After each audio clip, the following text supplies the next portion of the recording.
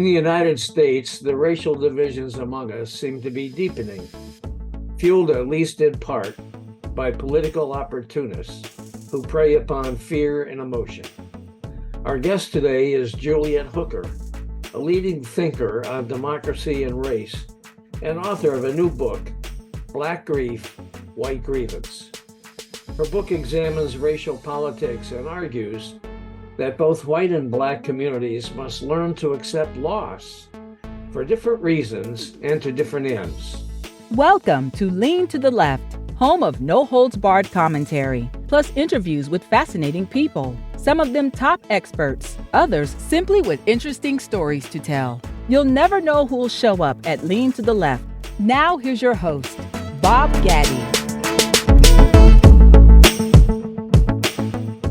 Professor Hooker is the Royce Family Professor of Teaching Excellence in Political Science at Brown University, where she teaches courses on racial justice, Black political thought, Latin American political thought, democracy theory, and contemporary political theory. Before coming to Brown, she was a faculty member at the University of Texas in Austin. She also is the author of Race and the Politics of Solidarity, Theorizing Race in the Americas, and editor of Black and Indigenous Resistance in the Americas, from Multiculturalism to Racist Backlash. Professor Hooker, thanks so much for joining us on our podcast today. Thank you for having me.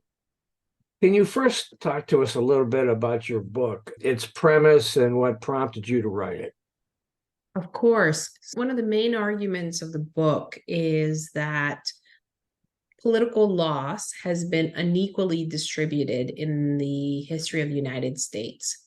That because of white supremacy, Black people in general have had to shoulder a disproportionate number of losses, and that whites as a group have been able to avoid loss more because of their position as the dominant group politically, economically, socially.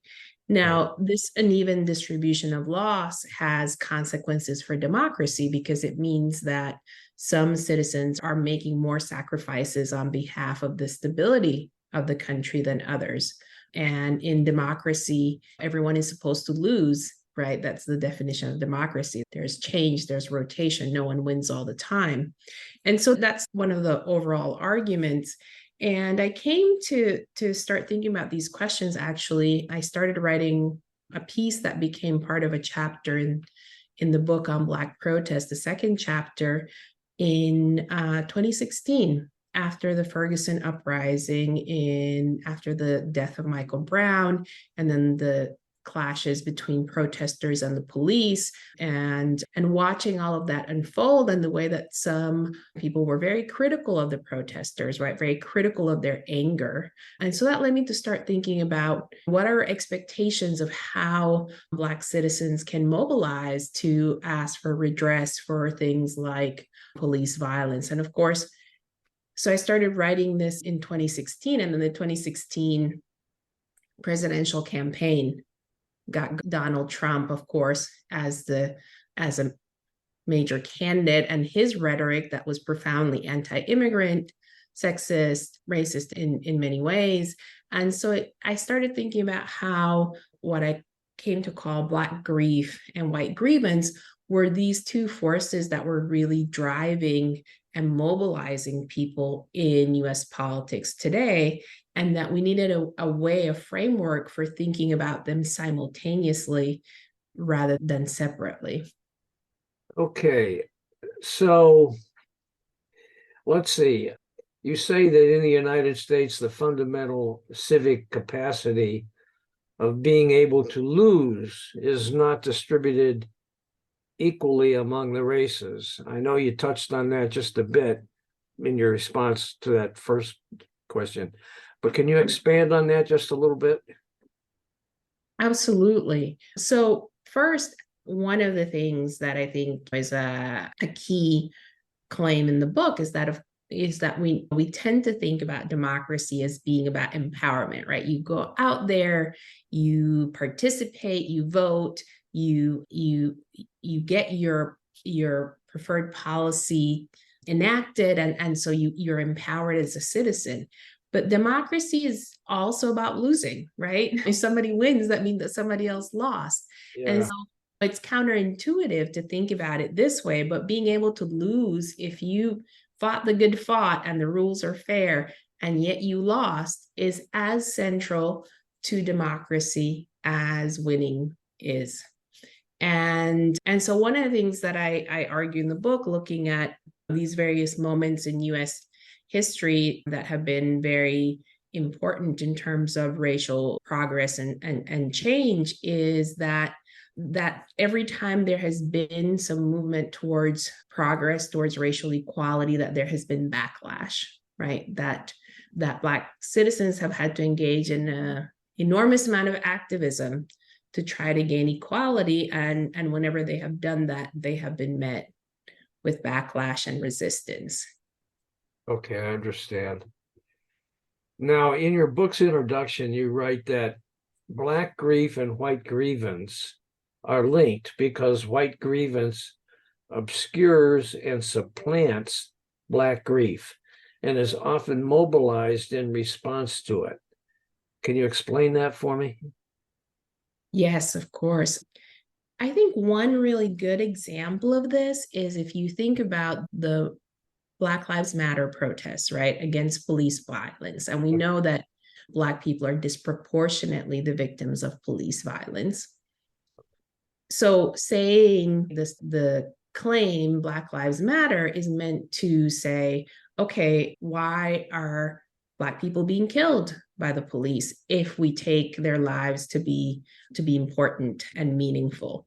And yet, in response to that, you have the folks who felt like saying Black Lives Matter was a problem, and would say in response, all lives matter, right? So this response to Black Lives Matter, all lives matter, because Black Lives Matter isn't saying all lives don't matter. It's just saying, let's look at this way in which actually people aren't acting like Black Lives Matter. So for me, that's an example of how when you say something like Black Lives Matter, there's some people who feel like that's taking away something from them, and that they need to respond by saying, actually, all lives matter. Yeah, I understand. Now, you mentioned Trump administration coming into power. I suppose we could go on for 6 hours on this one, but how did the Trump administration exacerbate all of these problems that we're now experiencing, these problems of racial division that seem to be increasing? There's no question that the Trump presidency has made those problems worse. Absolutely. One of the arguments that I make in the book, in Black Grief, White Grievance, is that white grievance or backlash to seeming moments of racial progress is not new. So this is not the first moment that we've experienced it in the history of the United States, but it's definitely the case that we're in a very fierce moment, I think, of backlash. One way to think about this is to think about the Trump presidency as a reaction to the Obama presidency. Yeah, right? I was going to ask you that because it seemed to me that after Trump was elected, I was at a softball game. I used to play softball with a bunch of guys. And here in Myrtle Beach, South Carolina, I had just moved here. And it was right after, maybe the day or two after the election. And I overheard a bunch of the guys that I was playing softball with talking in the dugout. And one guy said to the other, now we can say whatever we want. We can do whatever we want. Meaning that Trump has given them permission to be racist, basically. And that attitude seemed to me that had been held within. They were angry that they had a Black president in Obama. And now they had the opportunity to have their own guy and to react in their own way. Is that what you're talking about?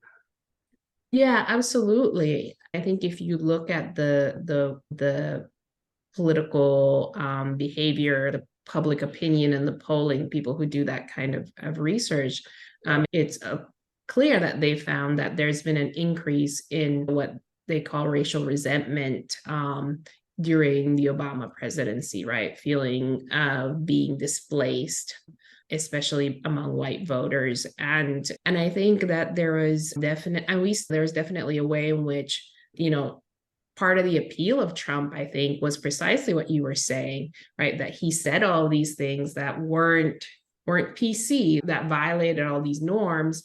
And it made people feel empowered to say, oh, he did that. That means I can do that.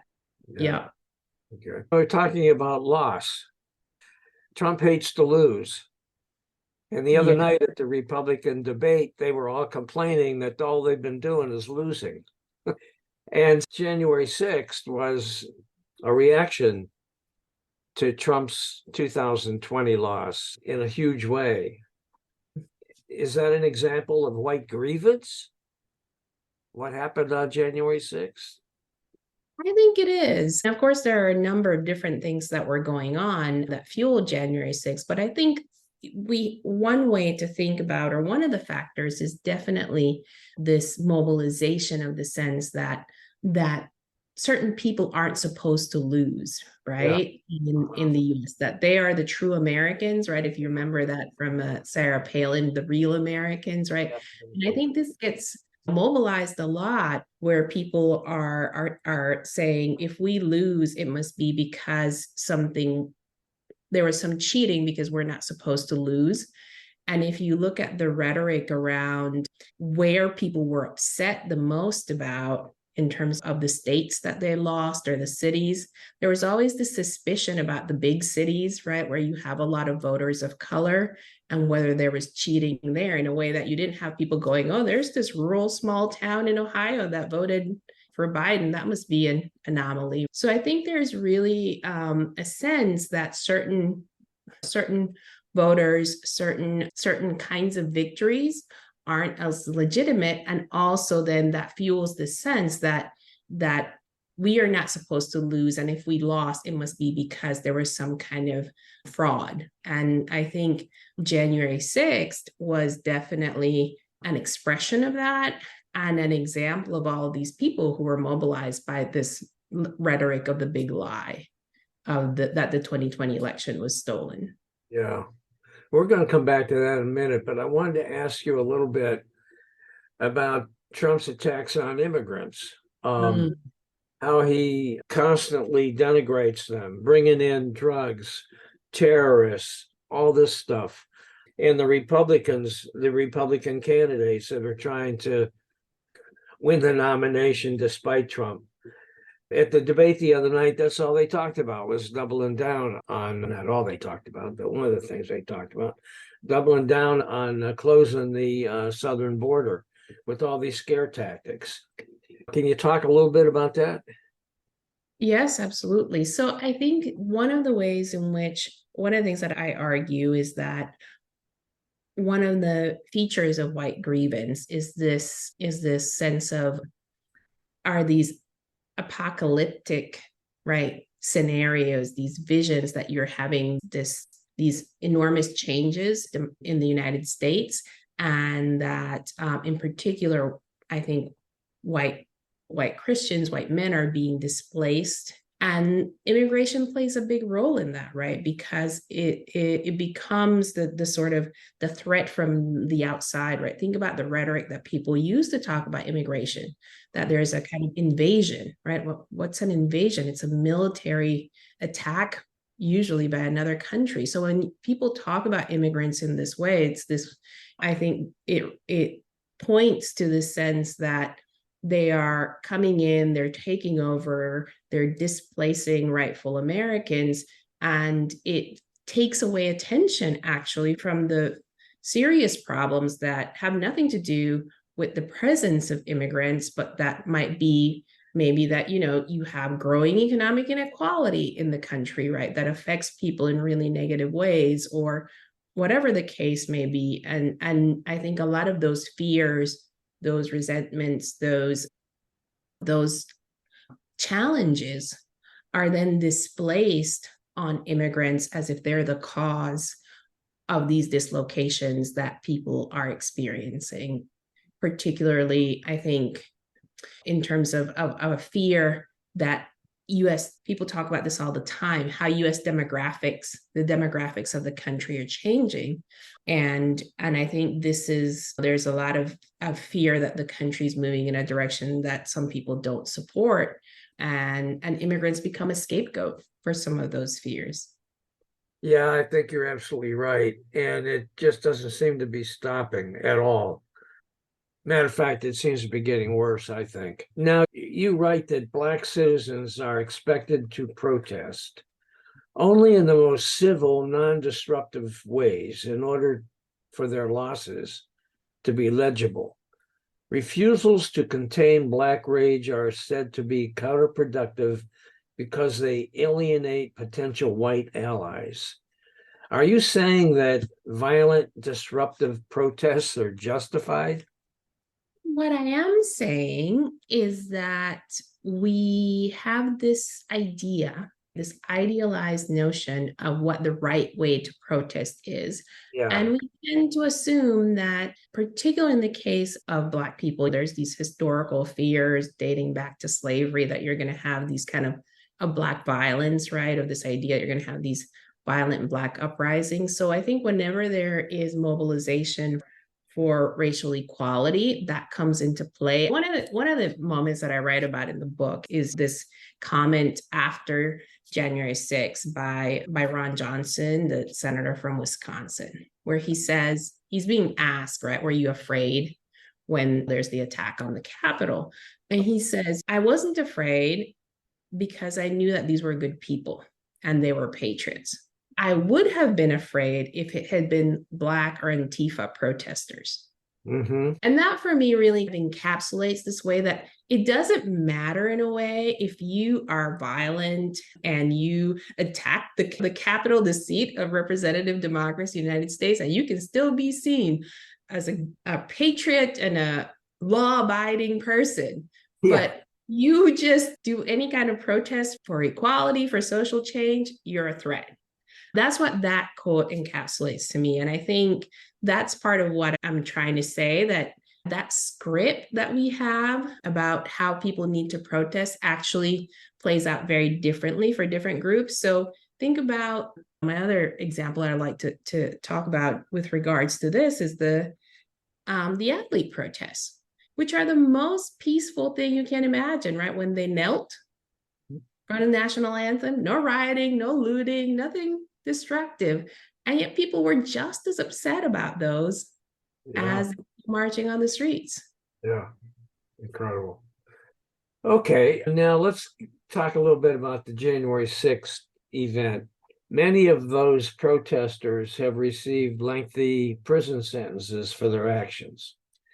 But you write that armed white anti-mask protesters in various state capitals and white insurrectionists at the Capitol received kid glove treatment compared to the heavy-handed, violent, repressive tactics unleashed on racial justice protesters.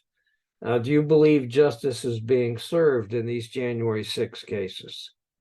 Stay tuned for Professor Hooker's thoughts about that following this quick break.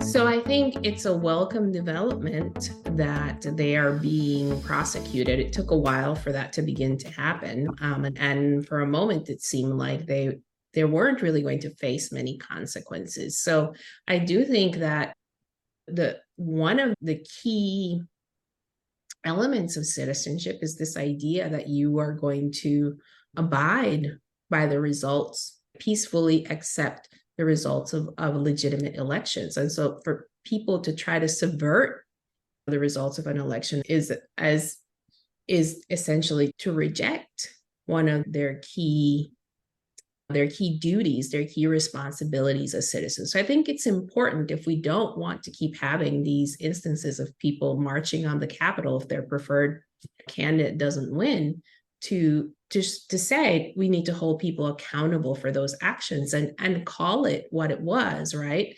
And not an insurrection or an attempt to subvert a legitimate election, rather than saying, they were just tourists or they were just sightseeing, even though we've all seen the images. I think it's important for democracy to do that. Yeah. I worked at the Capitol for 7 years for two different members of Congress back in the day. And I never saw any protests like the one that occurred on January 6th, I'll tell you that. To me, that was just an incredible thing, and it was an awful event. Now, do you think that Trump will face justice for his actions regarding the election on January 6th? If so, why? And if not, why not? I don't know if he will.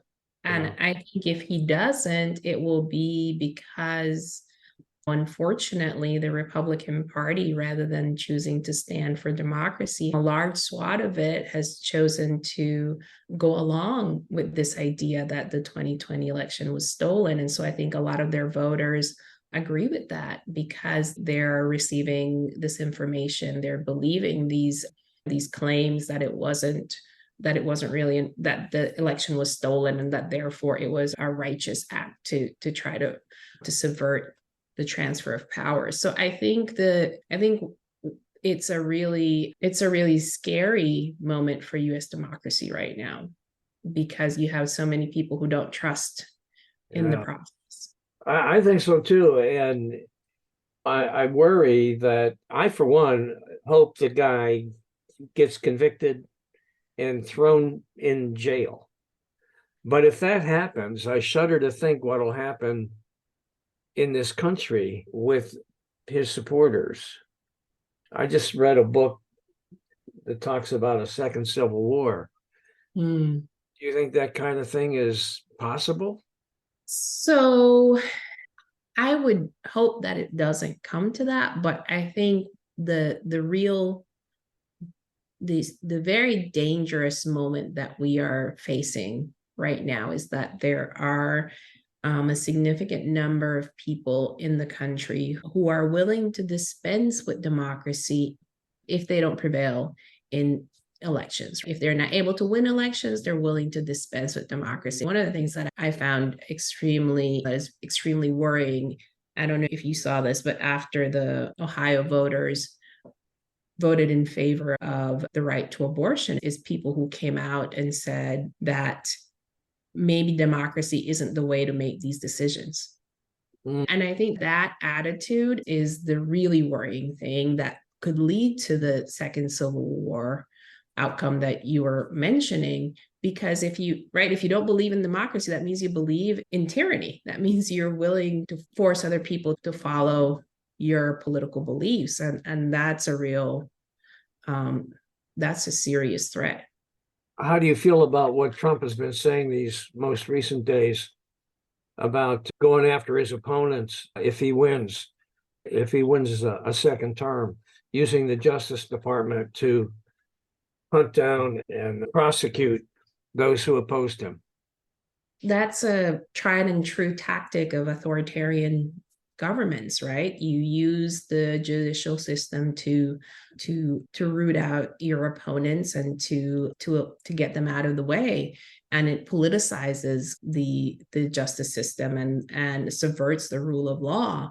And so I think that this is precisely the kind of rhetoric that is deeply problematic, and that encourages people to be lawless and to become violent, because it's this worldview that says, in some ways, it's a kind of messianic thing, right? I'm your savior and mine is the only way. And if I don't prevail, then we have to engage in these very extreme tactics to make sure that our side or our views prevail, and the other side is the enemy, and we can never find common ground with them. That doesn't work in democracy, because you have to be able to work with people. If you have this rhetoric where it's the other side is the enemy and they need to be eliminated, that's a classic authoritarian attitude. I'm wondering what you're seeing in your students, how they're reacting to all these things. Do you have any observations about that? Yeah, I think It's a very difficult moment for a lot of students. I think a lot of them feel a real disconnect between their own political positions and those of, for example, some of the people that they see in power. And some of them, so I think there's two things. I think sometimes there's a sense that we as young people don't really have a say, or our views aren't listened to or aren't attended to in the same way by elected officials. And then on the other hand, I think there's a lot of activism, right? I think, and there's a lot in the news right now, and has been for a while, where people take on college students as these they're out there, they're doing these things, they're not thoughtful, they're extreme. But on the other hand, I find it really hopeful that students are, they're doing what are out there trying to advocate for the positions that they believe in. Sometimes they might do it in the wrong way, but I think that's what we want, right? We want citizens to be engaged. We want young people to think that they have a say in what happens in the country. And so I actually find that, in terms of thinking about my students, that what I would hope from that for them is that they're mobilized, they're engaged, rather than they're apathetic because they think, oh, nothing we do matters because we can't actually change anything. Are your students mostly Black, or do you have a mixture, or what? I'm at Brown, so we definitely have a mixture. I think it's certainly a majority white institution. I do have a mix of students in my classes, but I think some of the things that I'm describing are things that are shared across those groups. Yeah, okay. So would you say you're hopeful about the new generation coming in, people that'll be coming into positions of power in the future? Yeah, I think, that, yeah, they don't always get it right. I don't always agree with everything they do, but I think they're very thoughtful. At least if I think about my students, they want to learn, and they're trying to figure out, I think, in a really difficult moment. I think about this younger generation, right? They just went through a pandemic. They're looking at what's going to happen with climate change, what kind of future there might be. I think these are young people who are facing a lot of challenges, and I think are trying to think about how to address some really big problems. Yeah. Okay. You mentioned police shootings a little while ago. What needs to happen, in your opinion, to curb this kind of behavior by the police? That's a very big question. I think that the problem has proven pretty intractable so far, right? So I think I was looking at statistics that said that 2022 had the highest number of police shootings to date, or something like that. So it's not getting better necessarily. I think one of the things that is really important is accountability. I think there's this way in which you get these kind of panics around crime, and people then say, oh, we have to have these huge police budgets, and we have to have this militarized policing. And I think that has shown that it hasn't really worked.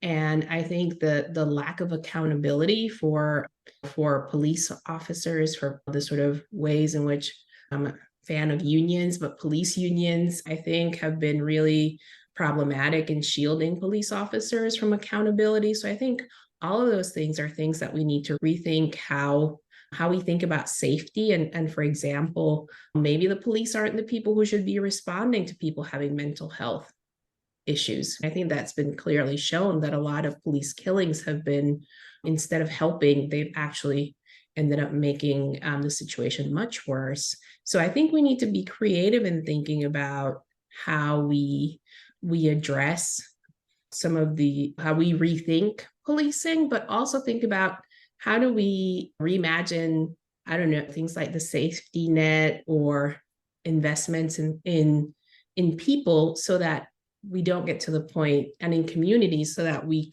can have less policing, right? Because right now, police are the people you call for all sorts of situations when people find themselves with facing a range of problems that aren't really about crime necessarily. But you're not saying defund the police, right?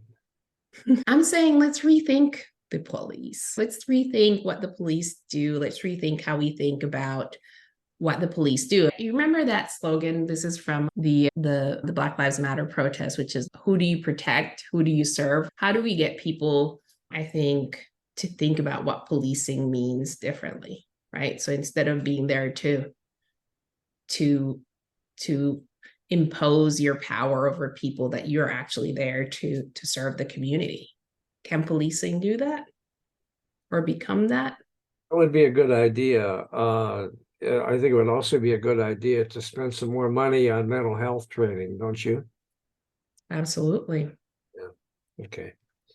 Now, you write that despite recurring anxiety, that Black rage at ongoing loss will fray the bonds of the body politic, it is, in fact, white refusal to accept legitimate political loss that is the most profoundly anti-democratic force in U.S. politics.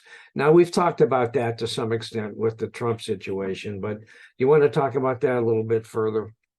Of course, yes. So I think that part of the argument in the book is really saying, how do we grapple with the fact that we have a lot of fear about what happens when Black people protest, right? What happens when people are out in the streets? And we see these as kind of moments of crisis.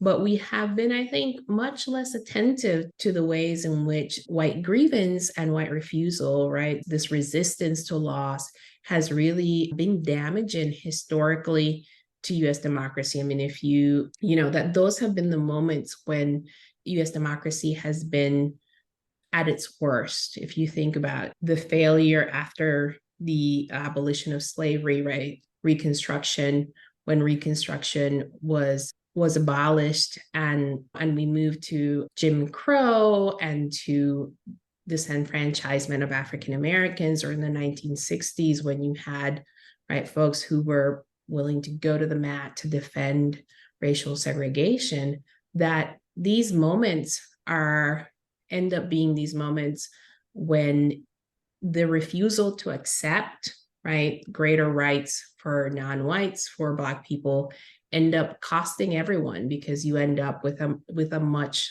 more degraded experience, and democracy suffers. So one example of this in the present, if you think about it, is that we could make voting so much easier and so much more accessible. But then you have these fears that if a wide number of people get to vote, and because of the racial sorting of the two parties, where you have, right, a lot of minorities who vote for Democrats, that you end up having these policies that actually make it difficult for people to vote.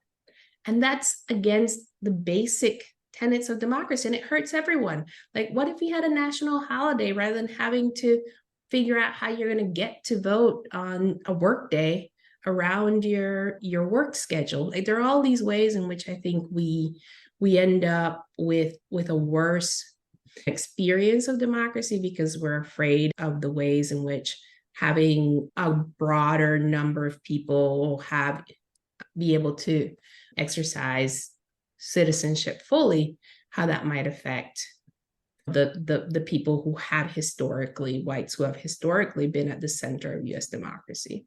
Of course, the Republicans have said, Trump has said, that if we make it easier for people to vote, Republicans will never win another election.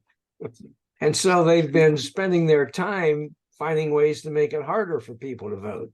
Is that not true?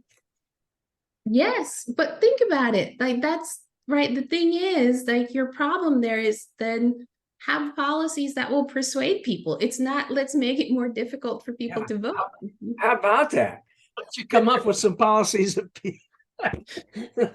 people can support, instead of being, oh man, I'm telling you what. Okay, so You got anything more you want to add before I ask you where people can find your books?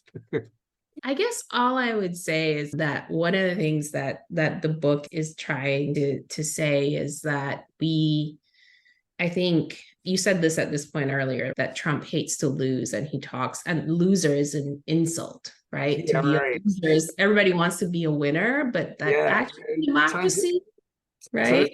Turns out he's the biggest loser of them all.